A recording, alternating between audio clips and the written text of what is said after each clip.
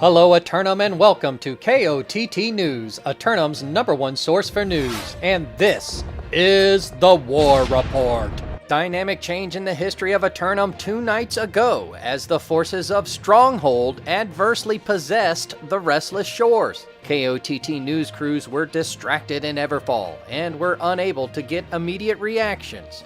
Please comment below if you're an officer point of contact. Stronghold leadership have assigned all mission boards and begun distributing excess hide to Syndicate members.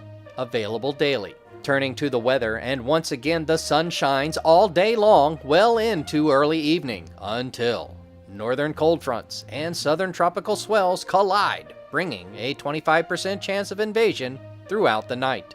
3 submissions for Simulated Fantasy Combat Resolution tonight brought to you by LARPGO. Remember, if it isn't LARPGO, it's cardboard. Up first, the Marauders of Emerald Stand attack the Syndicate forces of Washed Millennials for control of the northernmost region of Morningdale. Emerald Stand has been systematically probing each region for weaknesses over the last 2 months, and making some progress. The Washed Millennials have successfully held the damp region of Morningdale for 2 weeks now, and despite the frequent rains, have not been flooded out.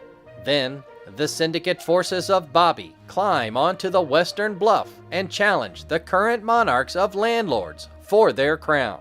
Newcomer Bobby make their first attempt to secure land by replicating a successful adverse possession against the Landlords. For the Landlords, consolidating their armies into focusing on 2 regions will make it easier to fill remaining rosters with the biggest bruisers. Meanwhile, the Syndicate forces of Primordius Virtue assail the Marauders of Landlords for control of the fishing port town of Reekwater.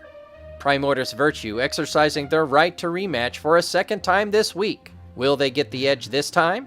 That story again for the Landlords. Consolidating their regional control may have an impact on the density of their defensive might. In the nightcap, the Covenant forces of Hexacon challenge the Syndicate forces of Secret for control of the secondary oil reserves of Cutlass Keys. Hexacon leadership has contacted KOTT News and informed us that the former forces of Hexacon have indeed seen the spark.